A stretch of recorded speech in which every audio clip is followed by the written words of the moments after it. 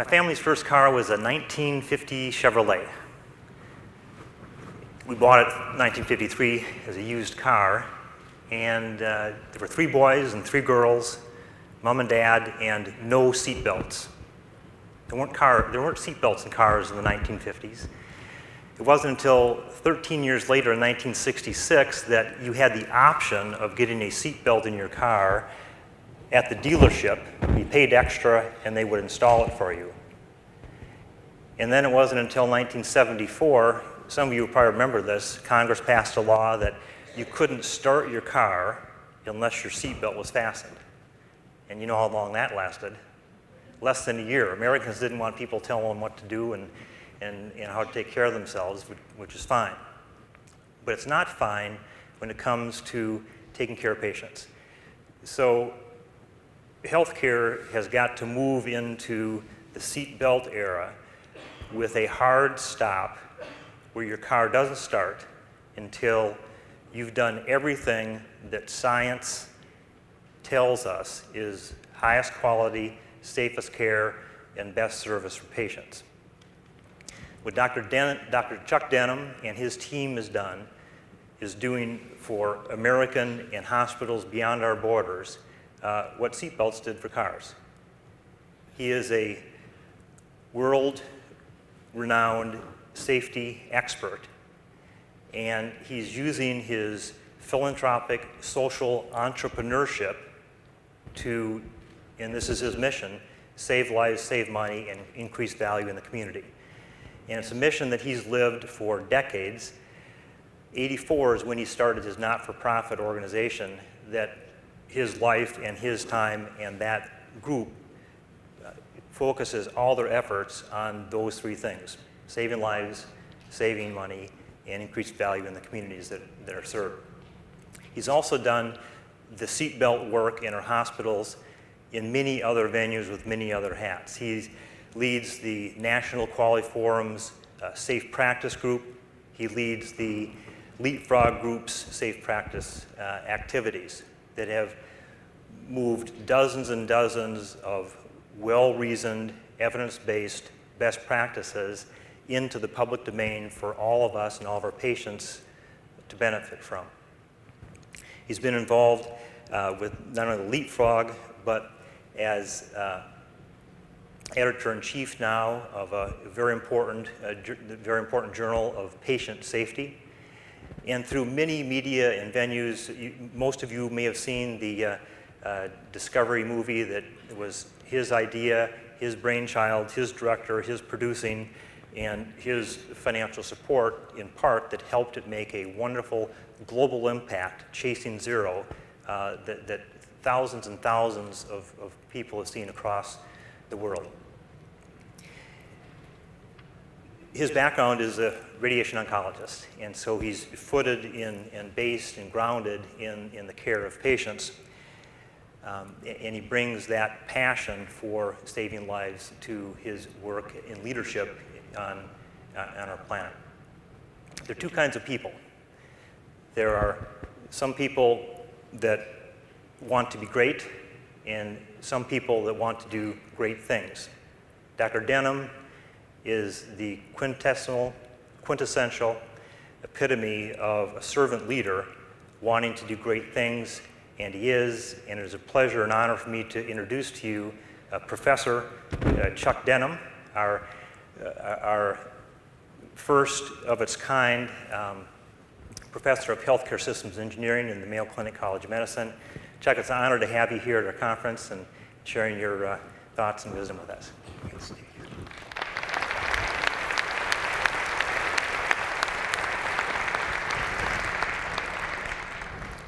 Well, I have to tell you that this is an unbelievable honor for me, and it is so exciting to be here with you for 2 or 3 reasons. One of them is that, as Steve said, we are just really mission-driven, and to see this group of people here, you are not passive learners at a conference, you're leaders, you're truly great leaders. The organizations you come from are what our country is really counting on to really make a huge impact. And it's leaders like Dr. Swinson, who I'm so privileged to work with Dr. Swinson and the other leaders of Mayo Clinic, because as we look around the world, we're kind of in gridlock. And it's really going to be servant leaders like you all and like the Mayo Clinic and other great organizations that are going to have a huge impact. So that's one reason. Another reason is I represent the patients and families out there at the front line who I see, and I'm going to take a picture of all of you. I want you to wave at me because I want to tell them how many cool people are all together here in Rochester. All right? So give me a wave right now. There we go. And this isn't a stunt because I talk to patients and family members every other Saturday. My little boy is here with my wife today, and he knows at 7 o'clock in the morning in Pacific time that we're going to have a conference call with patients and families, and they are absolutely counting on you. They know there are people like you. They don't know where you are. They know that you're probably at the Mayo Clinic. They don't know you personally, but I'm going back to tell them that you're here and that you're going back and you're going to have some huge impact, and I'm really excited about that. I am going to take you through, I'm going to give one presentation. I'll warn you, I'm not a polished speaker. I'm not a professional speaker. I'm going to toggle between some high-level concepts, between some really cool things that we've been learning, putting together a fellowship program for transformational leaders in our next Discovery Channel movie. You know, by the way, you're going to be in it, because our camera team is here and we're telling the story about how the Mayo Clinic is having impact around the world through leaders like you. So pay attention, don't fall asleep, okay? So I'm going to toggle you from high level down to the grass and back again. And then Dennis Quaid really wished that he could be here, and because of the movie schedule, he never knows it's worse than being a doctor. And so he wished he could be here, but we did a video shoot in Los Angeles with him just for you for this moment. And so I get to be the warm-up act for the real guy. And then I'll also be kind of introducing different sections. So I'll go ahead and get started now. And what I'm going to do is I'm going to show you a number of videotapes that I'm going to make available to you on a website so that you can download them, because it's more important what you do when you go back than entertaining you today. And this one I think is a powerful video clip.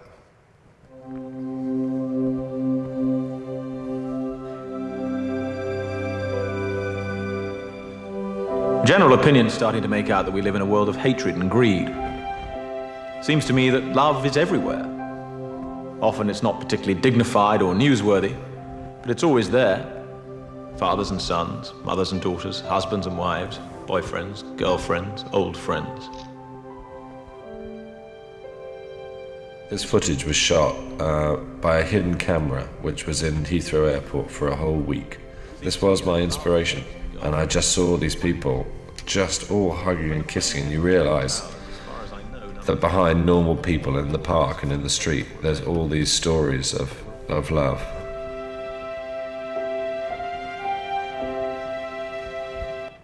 If you look for it, I've got a sneaky feeling you'll find that love actually is all around.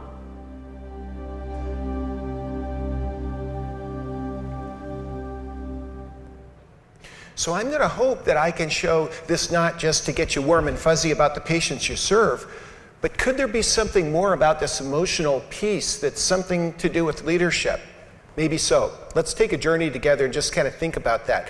Now, I'm a recovering optimist. I admit it. I'm going to kind of see things pretty positively, but I wanted to let you know that the skeptics or the pessimists, that I'm a recovering optimist on the wagon. So this one's for you.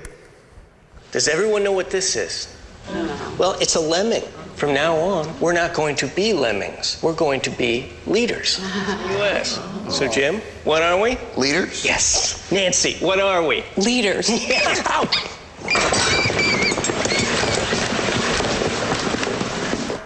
So I may paint things a little rosy, but that was for you all that are pessimists, and by the end I might ask you to stand up, but remember the Discovery Channel is shooting this.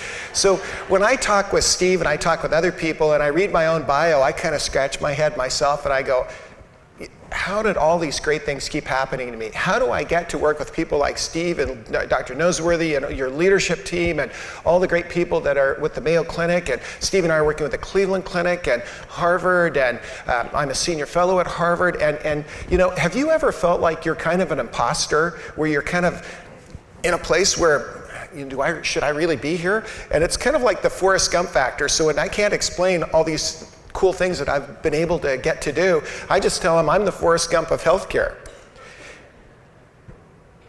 Now the thing about Forrest, David put me on a thing and called the All-America team, where you get to meet the President of the United States. President Kennedy met with the collegiate All-America.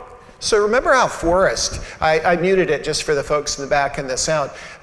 Remember how Forrest just, wasn't sure why he was there, but good things kept happening to him, and he just seemed to be connected with everybody? Well, it's really fascinating that some of the most progressive areas of leadership and the greatest people that are doing the greatest work in performance psychology are starting to recognize it. Even Nobel winners in economics are starting to realize that maybe we're all connected a lot more than we think we are. And maybe there is something to flow. Maybe there is something to teams. And there's Forrest, I'm not going to say what he says, but I think we all remember that he had a lot of Dr. Peppers.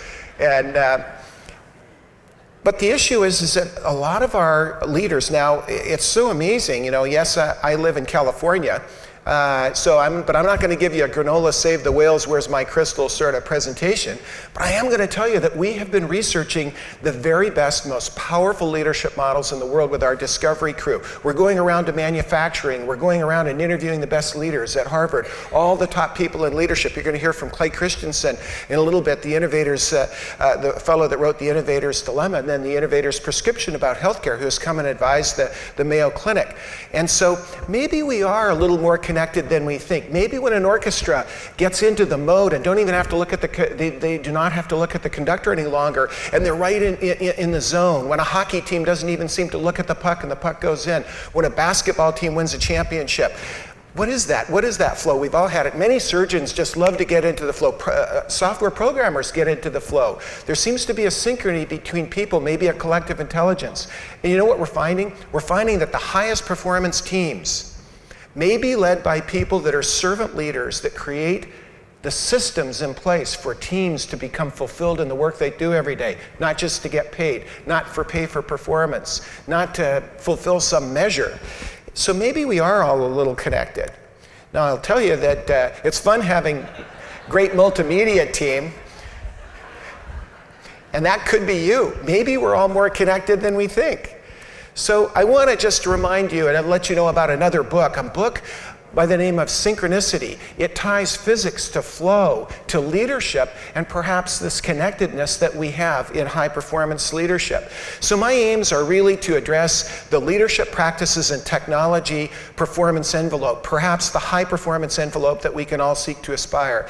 To take a performance gap approach to where we are, our is state and our future state, and where we need to go as a hospital, as a clinic, as a medical practice, as a physician, as a nurse.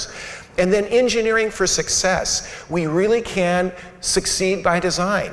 What if we take a pragmatic, systematic approach to clinical, operational, and financial performance and tie that to teamwork, and then tie teamwork to fulfillment on the job? Is that something we can do? Has it been done before? Is that what high performance teams do?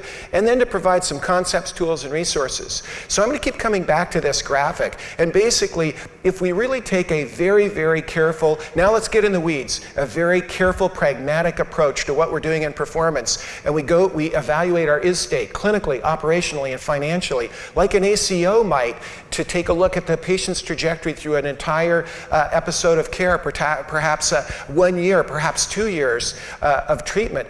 And perhaps we look at our is state. And then look at the very top, idealized design. In a perfect world with unlimited resources, with the very best people that you have, with everything going right, in an absolutely perfect world, what would the idealized design be? I want to tell you that I was on the idealized design team at IHI in the mid-90s that led to medication reconciliation, the global trigger tool, a whole host of innovations we use every day. It was a group of 10 people, and actually co-led by folks from the Mayo Clinic, Roger Resar and others with the IHI. taking an idealized design approach to say, in a perfect world without all the limitations, what could we do to knock the ball out of the park? And then best achievable performance. We know we can't have a perfect world, but what if we can get close? What is best achievable for a 75-bed hospital, for a 300-bed hospital, for a 450-bed teaching center, for a clinic? What is best achievable for us in a given period of time? And then take a look at the solutions, clinical, operational, and financial. Look at integrated performance as engineers do, working back from high-performance success, not just working harder, but designing a new airplane, designing a new product, a new technology, and then look at the impact delta that we can get from these various solutions. The governance of the commons is a terrific concept. The tragedy of the commons is a fabulous essay that was written about the issue that Dr. Wood addressed. So we've got to toggle between these soft things that are pretty hard and these hard things that are kind of soft when we really get down to some of the measures. The second graphic I'm going to show you that I'm going to come back to is the performance envelope. And the performance envelope, we really believe, and we've found, I'm going to tell you about my Forrest Gump journey. You know, how Forrest kind of went from being in his leg irons to then having all these wonderful things happen to him. Our journey started in the early 80s when we developed TMIT, our medical research organization. And we were a technology accelerator. And you know what? We learned through our failures, we learned through our successes, and we really learned how to do it. But you know what? We hit a wall. In the 90s, we realized we've got to get into best practices because you can have the best technology in the world, but you can automate errors even faster. You can actually automate what you're not doing well. You can automate variability. You can automate all this stuff. Now, I'm a tech guy. I'm a jet pilot. I'm background in engineering, love, devices and the rest. It was hard for me to realize that, you know what, there was a lot more payoff to work on the best practices that were enabled by the technologies. But you know what we found out in the 2000s? Those two were okay, they were great, they got us partway through, but it was all about leadership. It begins with leadership, it ends with leadership, it is all about leadership. Leadership is a verb, not a noun. You can lead from being Iris, who was the cleaning lady that's in our Chasing Zero documentary. I believe so much in the leadership of your senior leadership team, I didn't even ask Dr. Noseworthy to pull him out of the Discovery movie and put Iris in. Why? Because she talked about the mission and she talked about the vision. When I told Dr. Noseworthy about that and went early in the morning outside the workout facility here in Rochester, he got tears in his eyes because he's a great leader. He's a leader by level, but he's also a great leader that gets it, and he knew she got it, and he knew that she could communicate it. So this soft stuff that is leadership turned out for us in our journey to be more important, absolutely critical, but that the sweet spot for high performance and safe care was where? It's at the intersection of leadership, practices, and technologies. Engaged leaders, practices that delivered predictable outcomes, and those would be outcomes measures, process measures, structure measures, and people-centered measures. Get right down into the weeds, but you've got to have leadership to really drive it at every level. So what is the gap? What is that lower area? It's just shocking to think, and I gave a speech on behalf of the First Lady who couldn't go to Europe, and I had the wonderful opportunity to take her place to talk about what's going on in healthcare in front of CEOs from all over the world in Zurich. And I was embarrassed to say, this is my first slide. I said, on the very issue that's got our best practices, what do we have in that? It tells the whole story. Our best practices, and it talks about, are you taking too many drugs? You write 1,000 prescriptions in America today, only 600 get filled. Of 600 that get filled, only 300 people take them properly, adherence, or what we used to call compliance. Of the 600 that get filled, only 1 in 4 of those people are going to have an adverse drug event requiring additional treatment or a change in medicine. We are so inefficient at one of our major tools. And this is in our issue about the best hospitals. We talk about the danger of insurance scams, which talks about our core values. And we literally have a patient survival guide in the same issue of the best hospitals. What does that tell the world? So where are we? Our is-state is that, yes, we are doing well. You're going to see the North Carolina study in a few minutes from the New England Journal of Medicine. It showed flat trajectory. We're not improving. Why are we not improving even though we've got patient safety initiatives? You know why? Because our errors and our harm and the frequency of that is going up logarithmically, and our improvement is only incremental. You can be a servant leader and be bold and take the bold moves that Dr. Wood addressed. Great care and safe care is going to take bold activity where the chains of habit are too light to be felt until they're too heavy to break. We've got a lot of chains, and you guys are chain cutters, not people up at the podium. It's all about what you can do. So if we look at the 3 studies in the last 6 months that are critical, the OIG report showed, what, 15,000 seniors are dying every month. If you're 65 years of age and you have a medical diagnosis, you have a 2/3 probability of being dead or readmitted within a year. The New England Journal study showed that North Carolina is not improving even though it's a progressive state using the same global trigger tool. Oh, by the way, that was developed from that idealized design origins with Dr. Klassen, Dr. Reesar here from Mayo Clinic, and others on a small 10-member team. And a health affairs article led by Dr. Klassen also addressed, using the same tool, 3 exemplar hospitals that showed that harm and error is probably 10 times what we thought it was. This is the OIG report. Go to our website at safetyleaders.org and you can download the slides, listen to the audio, and get into the detail. 1 in 7 seniors are impacted. Huge number are harmed. 15,000 die every month. If you look at the New England Journal article, also go to our website. And again, here's where I'm going to toggle between concepts and giving you tools. If you go to www.safetyleaders.org, Dr. Swenson's been one of our speakers. Dr. Tamimi has. A number of Mayo Clinic leaders have been in our webinars. We had one that addressed the North Carolina study as well. Look at the trajectory of how well they're improving using the same tool in the New England Journal of Medicine. It's flat. Why is it flat if we're working so hard? Because we have a logarithmic increase in the harm that's occurring. And guess what? Around the world, 1 in 10 patients are harmed. This is a review of multiple countries. I used it in the presentation for those CEOs. However, our cost is much higher. How can Switzerland, our dear friend of Dr. Swenson's and mine, and who's joined our team is the former health minister of Switzerland, how can they take care of 7 million people for 60% of our cost at 2.1% growth rate per year and get better outcomes? The answer is they're more reliable. The answer is they're focusing on quality and safety. And the answer is they're not as socialized as we are. They're more efficient. So where's our state? We have about 30 preventable deaths an hour. 1 in 4 families are harmed. 1 in 3 doctors' families. 2 out of 5 imaging, 1 to 2 out of 5 imaging and laboratory tests are done because we can't find the prior information. And I talked to you about the prescriptions. Well, how the heck did we get there? How did we get in this mess? Come take a trip in my airship. Come take a trip round the stars. Come take a sail around 100 years ago, the Wright brothers had the inspiration to make a brilliant idea take flight. Come take a trip in my airship. Come take a trip round the stars. Come take a sail around Venus. Come take a sail around Mars. Come take a trip in my airship. I use that to show and use the metaphor that we've out-innovated our infrastructure. Yes, we've got fabulous doctors. We've got islands of greatness in a sea of system failures because we haven't been reimbursed for systems, so we haven't built systems. What about our caregivers? All right, girls. Now, this is your last chance. If one piece of candy gets past you and into the packing room unwrapped, you're fired. Yes, ma'am. Let her roll!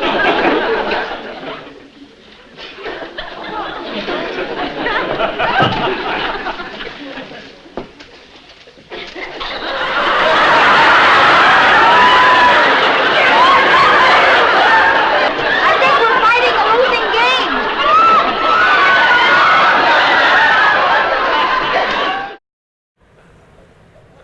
Look familiar? Every time I have nurses see that, they understand this and this graphic. This graphic shows migration of boundaries and normalization of deviance. You know, we're safe and legal, and then we start to operate illegal but still probably safe. And then what happens? It's like driving a car on a highway. 55, blue sky, driving legal, driving safe. The crowd is moving at 75, illegal but safe. It starts to get dusky. There starts to be water on the road. It starts to get a little darker. but we keep going at 75. We've normalized the speed, we've migrated the boundary, and now we're in a risk zone. And this is what's happened to us. With cost constraints, sicker and sicker patients treated faster and faster, you all know the story, I can see the nods. And then what do we do as leaders?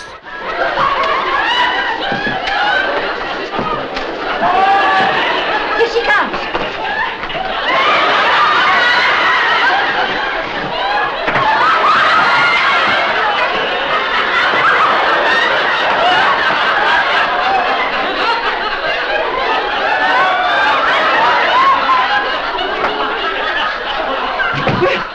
Fine, you're doing splendidly. Speed it up a little!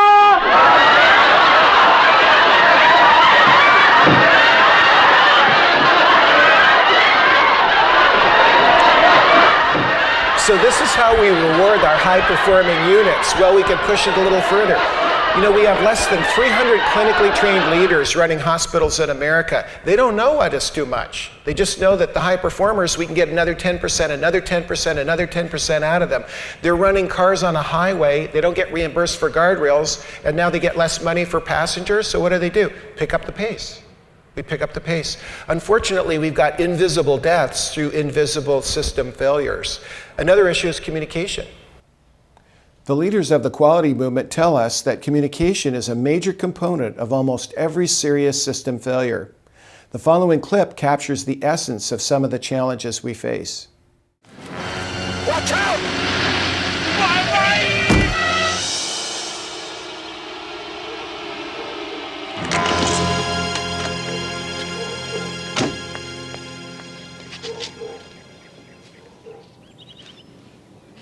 Little girl? Yes, sir. I want you to do something very important, all right? Okay. I want you to run home, and I want you to call the ER of North Bank General Hospital, 932-1000. Tell them to set up OR6 immediately and contact anesthesiologist Isadora Turek, 472-2112, beep 12. Have them send an ambulance with a paramedic crew, light IV, D5 and W, KVO. You got it?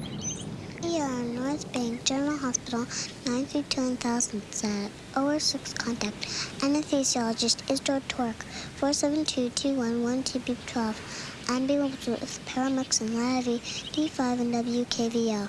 That's good. Sounds like a subdural hematoma to me. Oh, it does it? Well, it's not your job to diagnose. But I thought... You thought, just go! 3 years of nursery school and you think you know it all, but you're still wet behind the ears. It's not a subdural hematoma, it's epidural. Ha! We could spend an hour on this one, and sometimes I do with nurses because there are so many features to this, it's just a festival of pain. But the issue is, where are we? How did we get here? So yes, we've got communication breakdowns. Yes, we've got power gradient issues. Yes, we've got normalization of deviance. Yes, we've got all of these pressures. And we've got sicker and sicker patients we're treating faster and faster with more complex illnesses. What does Jim Collins tell us about where we are in America? He's written Built to Last, Good to Great, and How the Mighty Fall. Well, basically, he's told us that many of our companies are either in stage 2 or stage 3. He's got 5 stages.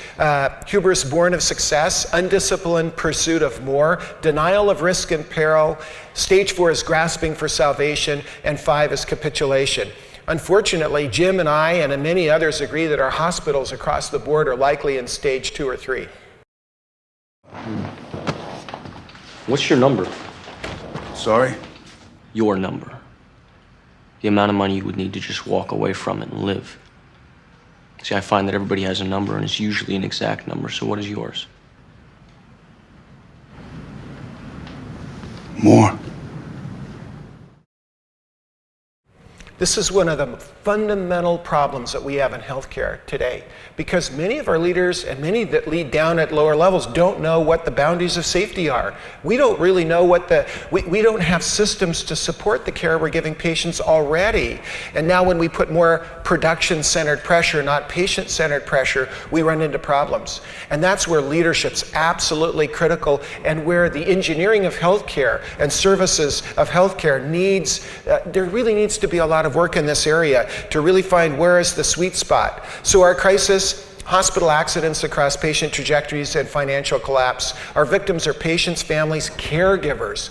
Every one of those preventable errors that causes harm, or the system failure for which there's nobody you can point a finger. We go home at night feeling bad about the care we deliver. We know that from all our nurses. We know before the financial collapse that 40% of our nursing workforce was going to quit in 2 years. We know that that was true. You can't be a CEO and say, oh, well, I'm going to hire a good COO and I give good, I've got good people and they're going to lead it and be an asset manager of a hospital. They might as well be a banker.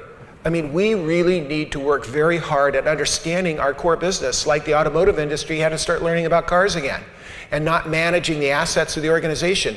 The villains aren't bad people, they're bad systems. We have invisible deaths that most people don't see because it's very hard to see them. Invisible deaths from invisible support system failures. Almost 95% of the harm that occurs in America and the unreliability that Dr. Wood addressed, and the 30 to 40% cost is due to system failure, not bad people. We're working as hard as we possibly can in some pretty tough environments. And the heroes are those that are really doing great work, and our resolution really are global role models, and that's what I think that this group is. I rarely get, this is dessert for me.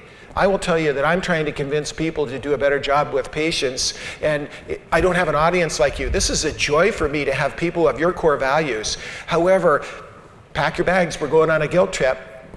The country is depending on people like you. There isn't anybody else. It's people like you that are going to really make the difference. Now, the good news is that we now know so much more about performance envelopes. I'm going to talk, and Dennis is going to talk to you with a number of video clips, but what we found in our trajectory from the 80s to the 90s to 2000 is that the sweet spot of high performance care and safe care. High performance care is safe. Safety is an intrinsic property of high performance care. You can't have islands of procedural excellence and have system failures that are killing your patients, harming your patients, or taxing the whole system. You have to, every one of you have to become a health services engineer right where you are. Every one of you have to be and can become a leader, which is I'm going to show you. So there are these three rings. Wherever we are, we need to evaluate them. We're developing checklists right now for this area and focusing on it. Technology, and I wish it was because I love technology. My wife is in the audience. She's going to tell you that, although we failed with our GPS on the way here, which I'll tell you in a minute. Technology isn't enough. There's the law of unintended consequences of technology. Honey? Yeah? Do you know what this light switch does? Which one? The one on the right. I never used that one. All right, will you look? Yep. On, off, on. No. Well, are you looking? Yes. Huh. Off, on, off, on, off, on, off, on, off, on, off, on, off, on, off, on. Boy, did we learn this in spades. I can tell you, I've got my PhD in what you just saw there. Not at home life, but in work life with technologies. Now, home life, this is a picture of the GPS. We drove, Bill George, who you'll hear from in a few minutes, is just one of the most fabulous leaders and mentors that we've got. He led Medtronic from $1.6 billion to $61 billion. He's pioneered authentic leadership and true north. And we stayed at his home, and he's going to be a leader of our fellowship program for transformational leaders, which I'll share with you later. But we plugged in Rochester to our hotel here at the Doubletree when we were in front of Bill's house. I'll fast forward because I want to get to the real core of what I'm going to talk about, but I will tell you that we went to Iowa.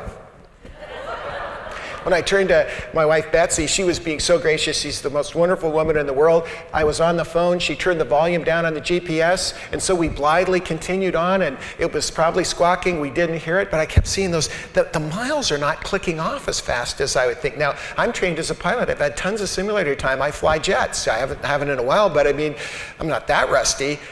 I fixated on the miles that were clicking off and didn't look at the other parameters because I had my computer on my lap and I'm handing my phone and we're parallel processing. Suffice to say, we turned around at, what was it, Red Bill's Casino, Betsy? And we had to call our office and she said, well, tell them we're at Red Bill's Casino and then we can MapQuest it with our secretary back. I mean, what would we do without cell phones or anything else? But I did go to Iowa on the way to Rochester from Minneapolis, and this was our GPS just to remind me. So as we look at technologies, we have to look at clinical, operational, and financial performance. We need to look at point of care, episode of care, and contract horizon. This is the engineering of what we need to do. We need to now look, because ACOs are going to become a reality. Do you know that you can have a product or technology that has good impact financially at point of care and terrible over contract horizon? You can have devices that reduce infections that are 10 times the cost of a commodity, but dramatically reduce healthcare associated infections.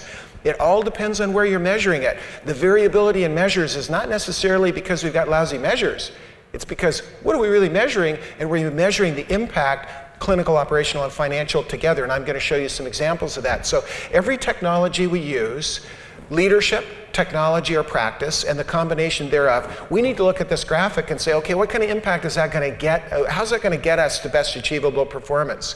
We must remember that operational, clinical, and financial performance are intrinsically interlocked and tightly coupled. If I have time at the end, I'm watching my time on my little Apple phone here, so I finish on time no matter what. I'll show you an animation, or you can download it from our website. This is another concept, and I'm going through technology quickly because I want to get to the sweet spot, which is really where that leadership is. But when we look at products and services, as now I'm talking to you as a technology developer, we have to start with best or better practices. And then we identify the products, services, and technologies that improve or enable the best or better practice, measuring clinical, operational, and financial performance simultaneously over the same period of time, point of care, episode of care, contract horizon, and along a clinical service line. And then we need to look at the value adds that are going to defeat the adoption barriers, because you have a great product, but if you don't defeat the adoption barriers, you're dead. Many great products go by the wayside because we say, oh, the technology will carry it through. It never carries it through. It's always the adoption barriers that are the make or break. And then what do we need to do? TCO, total cost of ownership. If you're going to adopt a technology or you're re-engineering your care and you don't get into the finances, you are not being a good leader. Because in today's environment, as Dr. Wood so appropriately said, it's all about resources. You're a steward of resources. You need to know it better than the chief financial officer. You need to really be able to go in with a full boat. Here's the finance, here's the clinical, here's the operational, here are the outcomes measures, here are the process measures, here are the structure measures, here are the people-centered measures, not only patient-centered, but caregiver. What does it do to the caregiver's life? And what is total cost of ownership? Again, I'm going to rush through a few things just to give you some tools. This is a great special issue of the British Medical Journal Group. It addresses, I think, a very thoughtful approach to patient safety technologies. If you're adopting technologies to improve care and reduce patient safety issues, I suggest you read it. It's a great supplement. These are a couple of graphics. One walks you through what you really need to be thinking about, and the other are the life cycle of a product and safety issues. But guess what? Technology and practices aren't enough, but in our trajectory and practices, these are the National Quality Form Safe Practices. What do we learn in that part of our journey? I'll tell you what we learned. We learned synchro-harmonization. We got together with the head of the Joint Commission of the National Quality Forum of CMS, Dr. McClellan at that time. We got together with them, and guess what I learned? Groupthink doesn't work. Don't get them in a room together if you're trying to get a collaboration. Find out from each one of them whether they can commit to the mission of what you want to do, because things will work better that way when you really get their personal commitment of their teams. When you get into a groupthink environment, the lesson that we learned is it gravitates to the mean. If you can impassion them, if you can get them excited and focus on them, what a great lesson that we had, because we got these 6 organizations to agree down to the line item specification in what was a 300-page document, which became a 487-page document of the National Quality Form Safe Practices. And then we celebrated.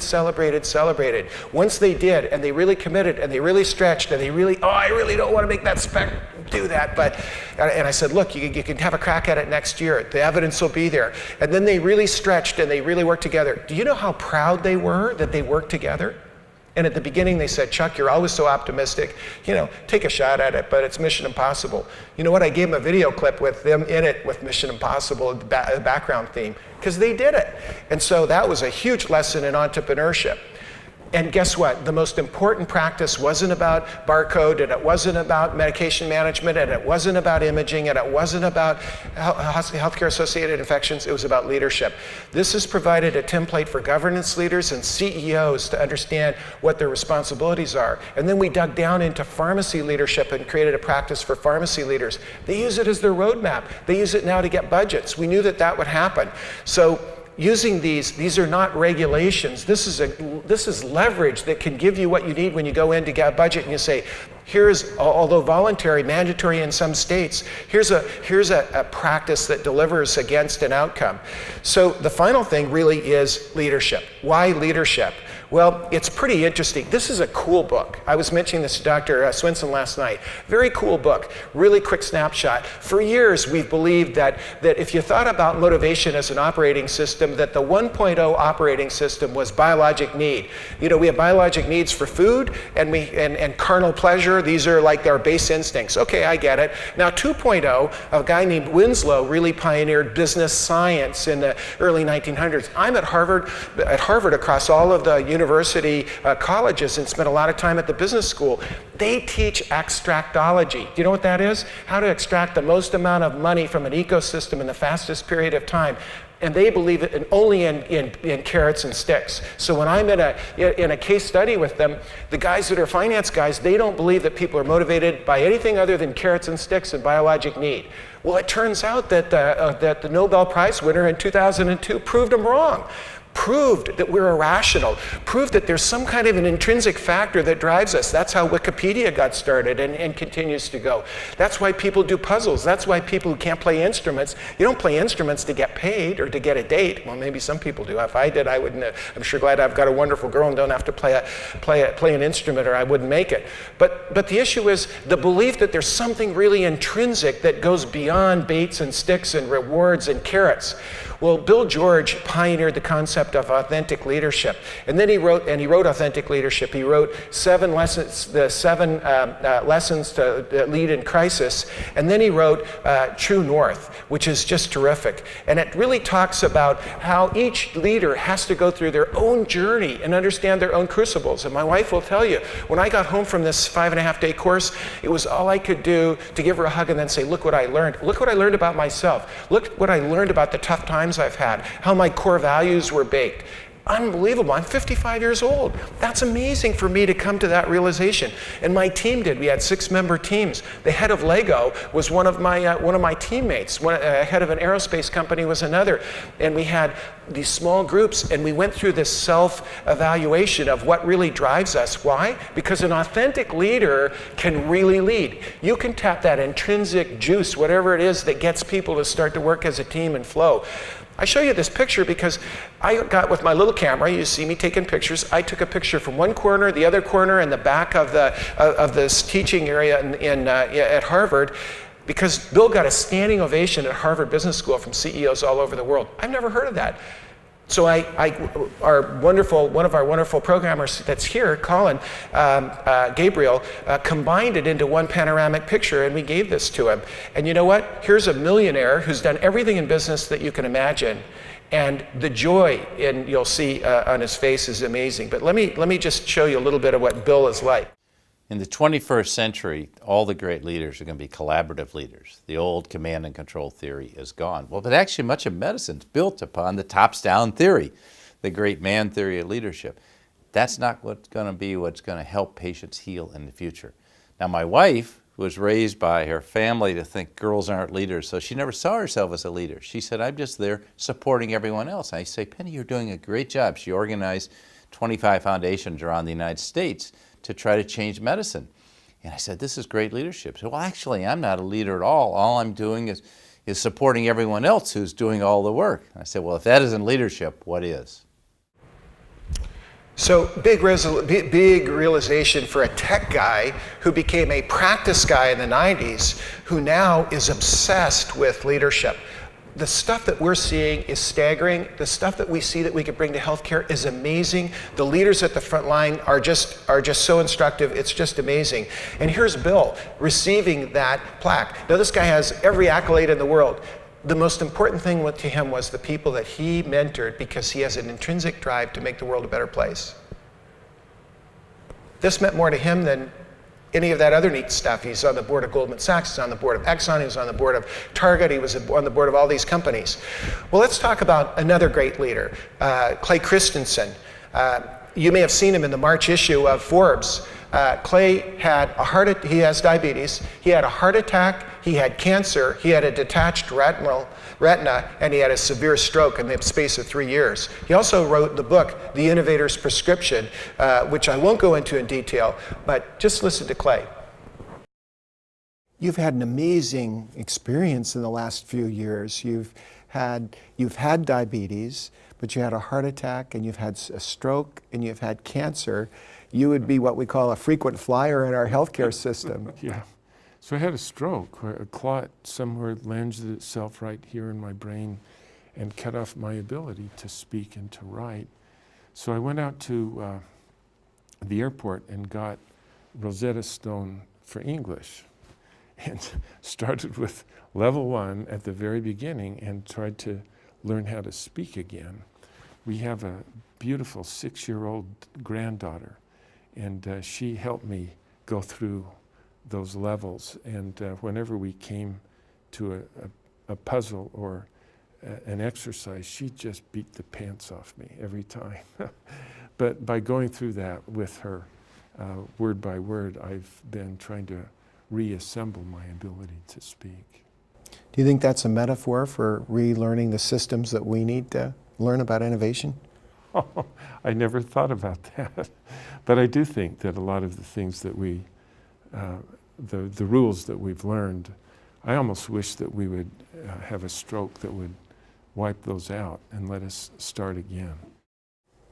Do you believe it's possible that we can bring joy back to the caregivers' lives in our healthcare system? Oh, absolutely right. You know, again, they're right there helping other people. And they need to be working in a system where the system helps them understand that they're learning and they're growing and they're making a difference in how other people's lives. And the opportunity to help others isn't just between the professional and the patient, but the professional and other professionals, helping every one of them to become better people. So is it possible that there could be a Collins level 6 leader? Maybe there's a leader that creates the systemness of an organization that creates a set of circumstances for people to have fulfillment and joy in their work, and that contagious joy might have impact as a collective intelligence of an organization. Is that possible? It is very possible, you know. And what I love about it is there are a lot of people who just think that religious belief and profession don't mix. You know, it's just not. It's not politically correct to put those two things, you know. But once you realize that there's not actually two things, it's just one thing, which is the pursuit of truth and the pursuit of making other people better people, then it can create a business organization that's not like anything that we have seen before. There are no trade-offs. So you're probably one of the few that are really surprised that ordinary things can have extraordinary impact. No, that's exactly right. It's by taking complicated things and make it simple. That's what brings blessings to the vast majority of people. It's not by expecting complicated things to be even more complicated. So Clay was asked by the graduating class of Harvard Business School that were right at the point in time when we had the financial collapse. Do you think that he was asked to come and talk about the innovator's prescription, how to fix healthcare, or very detailed econometrics that is his specialty? No, he wasn't. Do you know what he was asked by the class to come and talk about? How to be happy. How to be happy. The Harvard Business School. The pinnacle of extractology, and he laughed when I used that term because he agrees that that's what's going on. That even the leaders at these premier schools are starting to realize that the heart and the head, the 18-inch journey between the heart and the head, might be important. And Clay goes on, and you'll see it in the movie, he talks about the fact that his 22-member class as a Rhodes Scholar, 2 of them went to jail. His 3 questions were, how are you going to be happy in your job? How are you going to be happy with your family and your family life? And how are you going to keep out of jail? And Jeff Skilling, who led Enron, was one of his classmates at Harvard. So the fallacy of the belief of the people that are controlling the gold and that they know better than we do about delivering care is complete fallacy. You know how to take care of patients, you know how to improve quality, and it's up to you and I to learn the finance piece, because they can't. They can't go back to medical school, nursing school, pharmacy school. This is your huge opportunity. Now, could such a place like this exist where people really are fulfilled on the job? We all face the same challenges in business. We face the challenges of everything that comes at us day to day, and of how we try to be better leaders or make process improvements as we're fighting against the tide of things that are coming at us. And I think that for us, we invest in businesses that are broken, businesses that are struggling, and businesses that have no hope for the future, and find ways through leadership to turn those businesses around. And it's not about cleaning house or getting new people or getting the best and brightest. We take the talented and incredible people that are already there, that are just waiting for the right leadership to respond to. And we have amazing turnaround stories, and we create amazing success with those same very people. And so I think that with the right leadership in hospitals, any problem can be surmounted. I just think that you just need the right leadership and a commitment to it and an inspirational vision. So our team that's here shooting our Discovery Channel movie have gone to multiple plants at this organization, and we'll tell other stories if I have time a little later or at the end of this presentation or with Dennis Quaid, so we stay on time. But what we found was absolutely staggering. We found people, when we talked to them about their leadership model, and they don't train the people at the top unless they really apply to the same university. They teach the people on the ground that are leaders of 10-member teams and 6-member teams and 12-member teams that are really doing the frontline work. And when we go and interview them, we ask them, so what has this leadership course done for you? Expecting, when we first started to ask the question, oh, I'm better at lean, I'm better at this, I save this amount of money. You know what? Every one of them says, I'm a better husband, I'm a better son, I'm a better wife, I'm a better daughter, I'm better to my kids, my life has changed, this job has given me joy. I mean, time after time after time. Bob Chapman, he measures, the CEO of this company, he measures the success of the company by how they touch people's lives. Now they have 65 locations, they've done 50 acquisitions, 100% success rate on acquisitions. The acquisition success rate in America today by our great leaders in business is 21% at best. They've done 50, they do 3 a year. They look for disenfranchised workforces in an organization that is crippled with a bad culture that's having a hard time keeping their head above water. Sound like a hospital to you? So we're going to take that and we're going to test it in healthcare, but it turns out that it really has huge impact. Now, I think it's always cool to ask your team, and cameramen and filmmakers, they really know who's for real and who's not. So I thought it'd be cool to take my two leaders here of our multimedia team who are filmmakers and turn the camera on them and interview them. And you know what? They were more fun to interview than a lot of people I interviewed. You know, if you look at what we've been learning by so many means, through the authentic leadership of Bill George, through the manufacturing experiences that we're seeing in organizations that are here in America, and you also are behind the camera at so many of our hospitals. Do you honestly, in your heart of hearts, believe the things that we've seen are transplantable to hospitals that are starting their journey? I know that they work in hospitals because we've had the honor of seeing that work in hospitals. When you get an organization that treats its people right, then those people are going to be freed up to deliver the best care that they can. And when I saw this model in manufacturing, I just knew it would work in healthcare. It makes so much sense. And as the leader of the manufacturing organization said, he said, you know, if you want to take care of your patients, take care of your people, because that's what they want to do. They want to take care of the patients. Just let them do their job. Let them do it with joy. Make sure that they can do it efficiently, and send them out there to do a good job. They're going to take care of the patients, and that just makes a lot of sense. Is he a great interviewer or what? And he's the guy behind the camera sitting right up here. Isn't that cool? He had a lot to share, right? As profound as anybody that you've seen on clips, maybe except for Forrest Gump. Colin, were you surprised to see that a system could be that transplantable and put to action immediately and get that kind of impact? Yeah, I was surprised. Sometimes I can approach things a bit cynically, and I did not think that we could take the system of one company and apply it to ourselves, but the incentivized optimism, the way that they incentivize the goodwill towards one another is infectious, and it's very much impacted our organization in a positive way.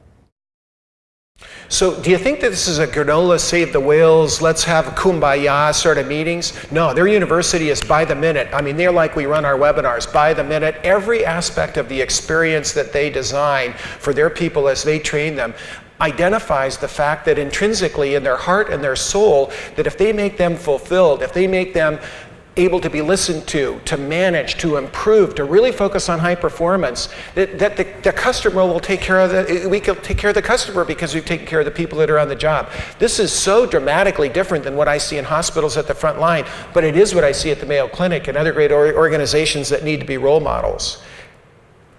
This is very hard when prestigious schools like Harvard and other great schools have taught the tools of being an extractologist, how to extract the most amount of financial wealth from a system over the shortest period of time, to some degree robs us of the opportunity of investing in the joy that can occur with sustainability and the joy that people can have on the job. Is that an unfair statement? No, you're exactly right, and it's not consistent within ourselves, because our people will look at renewable energy and say, you don't want to just suck out a one-time opportunity to use that energy from the earth. We got to bring it from renewable sources.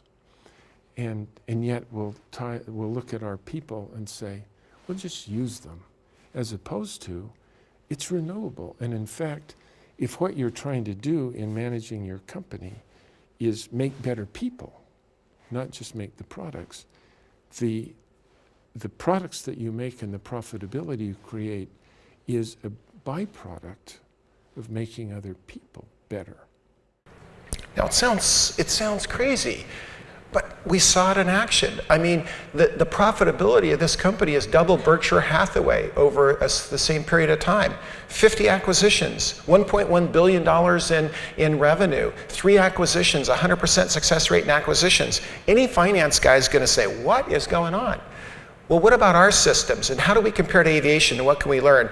Flight 1529.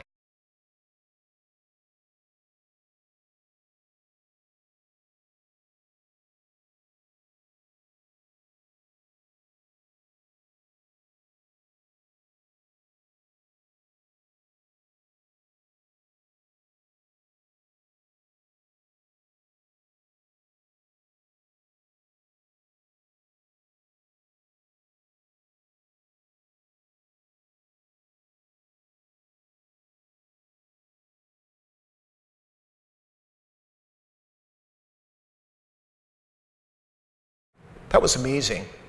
Had the honor of being with Sully, and I'm going to watch my time because I want to finish right on time, so I'll come back to a clip of Sully, because I want to tell you, I want to wrap up by talking about this engineering piece, and then when we get a chance, I'll play a clip of Sully Sullenberger and the 3 things that he learned, the things that he did right. But let's talk about the tools of re-engineering. It turns out that until we're robots that are all cogs in a machine where there's no interpersonal connection, that it really, the heart and the head really matter. So Chip and Dan Heath have written 2 books. One's called Made to Stick. Page 18, it describes success. Simple, unexpected, credible, concrete, emotional stories. When you go to the first couple chapters of the book Switch, he talks about the metaphor of the rider, the elephant, and the path. The rider is the conscious mind that functions on data, numbers, analytics. In our case, it would be clinical, operational, and financial metrics and numbers that would make somebody with a spreadsheet, make an engineer just joyful. But it turns out that the heart is the elephant. It's where the power is. It's where the motivation is. So that if you can appeal to the head with the numbers, the data, the facts, the figures, the finances, the care across a trajectory, and then you can appeal to the heart with patient stories, and you can activate what? Passion, fear, hope, dread, excitement. And you can make that 18-inch journey. You can move the hands to action. Bob Chapman says, you know what? We've been renting people or buying people's hands for years. We didn't realize that they would give us their heads and hearts for free. All we had to do was ask. And so when they started to pay respect to those folks, coupled it with lean, and I think you could do it with any performance improvement of the performance improvement methodologies, the magic is they've got smart people that know manufacturing, they know the intrinsic value of fulfillment in doing good work, and they couple it with lean and a really good financial approach to what they're doing, just solid metrics, and that's what they get. So as I wrap up and we talk about what can we do, what are the steps? Don't just work harder and look for incremental improvement. Sometimes the big, bold improvement, which can be done by a servant leader, it doesn't mean you're arrogant to try to be bold. Clay Christensen says the simple things that come up that are really simple based on solid principles can beat a lot of the complex things we do. In his books, he shares that with us. So take the approach we did in the 90s with Roger Resar. We called him Roger's Raiders, we called our group, with Maureen Bazignano and Don Berwick and Lucian Leap and David Klassen and a small group of 10 to 12 people. And look at idealized design. What if we just started fresh? Camden Yard is the baseball stadium where they tried to create the feeling of what it was like in the 1920s for baseball, and they hid all of the infrastructure for performance. So they were measuring the performance and starting from scratch. Then identify, you're a 75-bed hospital, you're a 300-bed hospital, you're a clinic, you're a small team, you're a department of radiology. What is my best achievable performance? Be serious. Social entrepreneurship is about having your head in the clouds, but having your feet on the ground. It isn't just floating around in the clouds. And it isn't just being on the ground, grinding around to make the budget a little tighter. It's the combination of the two, and then connecting the hearts and the heads of your team to be able to have fun at the work and understand true fulfillment. And I wish you'll invite me back to share some more of these technologies that we're finding in the technology space of leadership. But we've got to move from the hierarchical structure of siloology to teamology, where we're really working cross-functionally as teams. We need to understand the metrics. As much as I hate to have to just go down into the dollars and cents, I was arrogant as a doctor. I went, I'm going to be the best radiation oncologist, I'm going to be the best radioactive surgeon, I'm going to put the best isotopes in, I'm going to let the finance guys handle that because I'm going to be the best of the best. And you know what? Once I started to understand the financial impact and start to be able to tell the story and get the clinical, operational, and financial piece together, I was able to get more equipment in. I was able to convince people to say, we could be the best in the country. We could do a lot more. And it was amazing. I ended up doing more radioactive surgery than any one person in the country in combined private practice and an academic practice in biomedical engineering. That's why this project Greenlight, that you'll hear more about in the Dennis Quaid talk, is really important, and Dr. Swenson is one of the great leaders of that, and we're combining really great role model brands together to do what? To map, to re-engineer, to look at the standardized patient flows and trajectories, to identify clinical, operational, and financial performance. Identify right down at the trajectory of the choice of whether we pick this skin prep or we pick that, or we do this or we do that. These are important choices, and it isn't so complex that we can't understand it. Dr. Bob Seema here at Mayo Clinic and his team worked on these trajectories, and we'll be publishing about it. So as I finish up, let's take a real practical example that Steve and I are working on today in radiology. These radiology accidents that are causing burns in patients' brains. Now, I'm a radiation oncologist, and I'll tell you that neurotissue is pretty resistant, and it takes time for you to have the real impact. This is only the first chapter of the damage that's occurred in so many patients across America. The alopecia happens at a dosage where we know that slice of tissue has had high dose. So what Steve and I are doing is we're taking a cross-functional team from around the world and working together on the full loop of care. We're mapping the care processes through assessment, through ordering, through execution of the studies, and reporting. It turns out that 1 to 2 out of 5 imaging and laboratory studies are done because we don't have the right information. Inappropriate studies, maybe 30 to 40% of our studies are ordered with the wrong sequence, the wrong study, overuse, or incomplete information for the radiologist. Turns out when we execute the study that many of our organizations are what? Leaders not engaged, not focusing on the care processes and using the right protocol. If my child who's 5 years old got a CT scan with an adult protocol, he's going to get overdosed. But that's happening in America, it's happening around the world. And then reporting, when we complete the final piece of the loop, as many as 40% of our tests in America are not incorporated into the care plan. Is that value-based care? You're going to have to know that when you look at ACOs. So in my last 5 minutes, let's talk about a real practical approach, and I'll give you an example. Here's a framework, and you can download it from our website, and I write about it in the articles, and I'm going to give you a bibliography. We've created a web page for this presentation. We're going to have a transcript, all the articles, and the slides on it for you, and I know Mayo will provide it to you as well, but we'll provide all of those, and I've convinced the journals to give us PDFs with the copyright authority for articles so that you could distribute them and not run the risk. Here's a framework that we put in the safe practices: awareness, accountability, ability, and action. Here's re-engineering. You need to assess, is everyone aware, from leaders right to the bottom? Are we aware of our performance gap? Can you communicate it in clinical, operational, and financial terms? Can you communicate it over time? Accountability. Are the people who are accountable for the changes that have to be made to close the gap, to pull the levers, to change the behaviors, to change the protocols, are they really accountable? Or are they accountable but have no authority? Ability means that we've got to invest in the ability, the knowledge, the know-how. It means that you have to have the skills, the dollars, the dark green dollars and the light green dollars. That's ability. And then the line of sight actions to execute. So here's a grid of, here's my two frameworks: leadership, practices, and technologies, stratified against what? Awareness, accountability, ability, and action. And so a reasonable way to look at radiology. This is one of our organizations that burned patients with their CT scanners. Everything in red is not doing real well. Yellow's doing kind of okay, but those are the ones with the accidents occurred. Here is an organization where one of the leaders is one of the leaders in radiation safety, and when he went back and looked at his protocols with his techs, and he looked at the people up and down the chain, guess what he found out? He's a leader in publications, but in his own organization, they had let their protocols lapse. Leadership, not from the top, leadership at the lead tech level. Servant leadership at the bottom level, where they were referring to their policies. No, they were operating, they'd migrated boundaries, they'd normalized deviance, they got used to it, and they were out of spec. And then here's another organization that begins with M, and it's not in Iowa. And I'm not telling names on anybody, so I won't tell you where it is, but you're not very far from it, within walking distance. Here's a high performer site.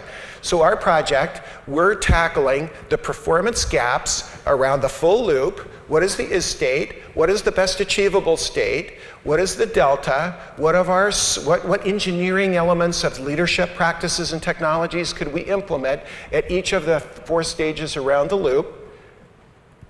And that's our study. And we'll be publishing multiple articles that'll have those metrics. So I've got 2 minutes. The final close is, where are we in America? I wrote this article about, and don't think I'm improper and politically incorrect. I wrote the article before the last tsunami. And I talk about what we have to do with a tsunami that causes huge devastation, which the no outcome, no income tsunami will. And the quality fracture offshore in healthcare has led to where we are. The latest healthcare law has 2167 as an important number. What's the important number? The important number is how many times it says the secretary shall. You have an opportunity to shape this. The ACO, everything else, you have an opportunity as role models. Dr. Don Berwick is doing an absolutely fantastic job. We're working very closely with CMS. It's an uphill struggle. I've never seen the complexity, just hospital-acquired conditions. I have to read 3 laws to synchronize them for the hospitals. I mean, how could a hospital do it? And I kind of groove on it, and I think it's kind of interesting. I'm going to talk about Dennis in the next section because I want to finish right on time. But on our website, everything that I cover is downloadable. We created a web page for you to be able to download all of these articles. The Journal of Patient Safety has been really gracious to us, and I agreed to be the editor-in-chief. You know what? I asked them, can we give away the articles that address the safe practices for better healthcare? And Vivian Lauderdale of my team, I could hear her gulp on the phone because she's on a conference call. I can't believe you asked that. I could just hear it in their head. And they were quiet for 20 seconds, and then they said, that's within our mission. Sure. So every article that we write that ties to the safe practices, I have an automatic blanket authority to give you for download. So every article I write, guess what? References the National Quality Board Safe Practices. So all of these articles are available to you, and I covered a lot of the content. And the final thing that I'll leave with you is, and so I finish right on time, is that the Journal of Patient Safety will extend a 20% reduction to anybody that wants to from this conference. But the more important pitch to you is, if you have articles and subjects that you're focused on that are translational, where somebody would read the article and say, I think we can do that, and they would photocopy it and take it to their boardroom and get it funded, you're going to get priority in this journal. The DNA of the gnat's whisker years are over. I mean, we're focusing on the impact that we can have to save lives, save money, and build value in the communities we serve. So I just want to close by saying, I'm not embarrassed to believe in the head and the heart. I'm not embarrassed to say I prayed for you this morning with my wife. I really believe there's a lot more to healthcare than just being a cog in a machine run by a bunch of finance guys. I really do believe we have leaders that could be enlightened, that maybe are behaving that way, and we can get to the head to the heart connection, but it'll take being really good healthcare services engineers, and you need to know as much about the resources as you do about the care you deliver. And if you do, and you use patient stories, you're going to have a great impact. And I've loved talking to you. This is so exciting for me to be with a group of leaders like you. Steve and I talked about how just think of the critical impact that this group could make if you could influence 2 to 3 to 4 to 5 people at the front line. Amazing. Thank you very much for your time.